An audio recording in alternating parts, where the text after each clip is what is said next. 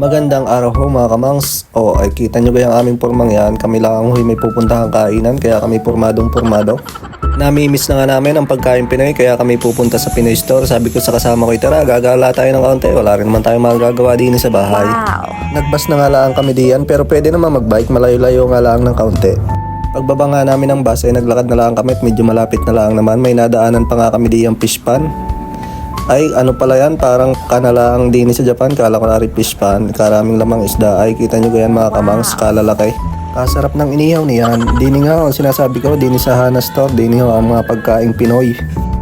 Garniho ang kanilang menu ngayon. Ay kita nyo ganyan, kasasarap. Meron silang kaldereta, bupis, spaghetti, bangus na sinigang, hipon, saka dinuguan. Areho ay eat all you can, want to sawa kahit magpabalik-balik ka sa halagang 1,500 yen ay makakatingin ka na ng Pinoy food. Wala pa nga akong masyadong tao at kami ang unang customer. Sabi ko sa kasama ko, ako'y sasandok na, lasa ko'y maantak na aking tiyan, baka ako'y maunahan pa ng iba din eh. Sira na naman ang diet ni Kamangs, kasasarap ng ulam na aray babanatan ko ng babanatan. Sabi ko sa kasama ko, galit-galit muna tayo, wala muna usap-usap, kakain muna ako.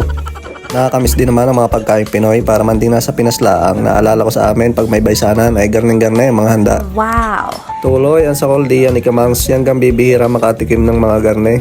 Ako na may nagluluto din minsan kaso lang ay hindi ko makuha ang lasa. Kaya pag namimiss ko ang mga pagkain Pinoy ay di nila ang lagi ang aking punta, di ni sa Hana Resto Bar. Tapos para pa kaming naka-VIP diyan ay sa ganda ng aming pisto. Paring aking kasama din ay gabundok na ang pinagkainan kundi mag-BP mamaya at baka high blood din. Saka din ay pwede din kumanta ng libre, pakinggan nyo ang aking tropa at babanat na. Isayaw mo ako sa gitna ng ko. Ano gang lamig ng boses ni pinsan para aring halo-halong aray kami ngayong order diyan ng panghimagas. Kung ako lang ay marunong kumanta ay babanatan ko ng babanatan ng video ko din eh. Wanto sawa din o din eh ang pagkanta kahit kumanta ka ng kumanta.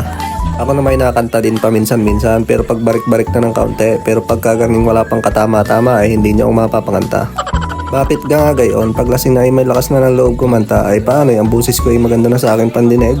Siyempre pagkatapos kumain ay sashat naman aba ay paano mag-iinit. Sabi ko sa kasama ko ibuksan na yan at ating dadalihin na ano gan lasa niyan. Nga ngayon ako nakatikim ng gayan.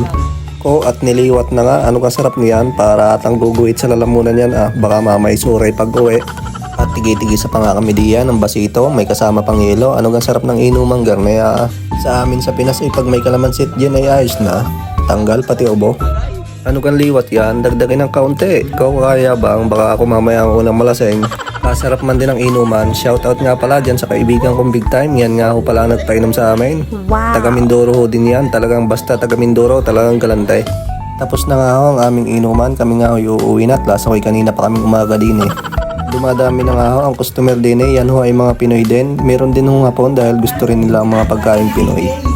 Feel at home na feel at home ang mga mangyan. Kasarap ga magpapugi sa salaming aray. Kitang kita. Panay ang papugi ni pinsan. Ay siya sa mga nasa Japan o sa Kadian kung kayo naghahanap ng pagkain Pinoy ay di nila lang kayo pumunta. Hindi lang ho kayo makakakain, makakakanta at makakainom din kayo. Meron din nga pala silang sari-sari store ayan sa mga pagkain Pinas sa mga naghahanap ng sangkap ay di yan lang kayo makakabili. Parang masarap yung sardinas na yon. Meron ho din silang diyang mga drinks na gayaan ay kasarap ng Red Horse na yon.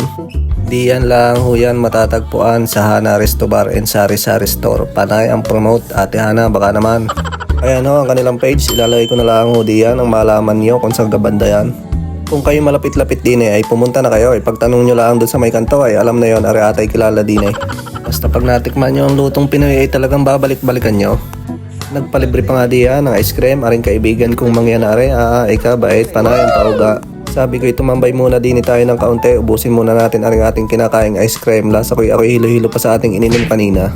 Ay siya, pauwi na ho kami magpipicture muna bago umuwi. Pa-like and follow and share nyo na lang ang huli. Shoutout sa inyong lahat.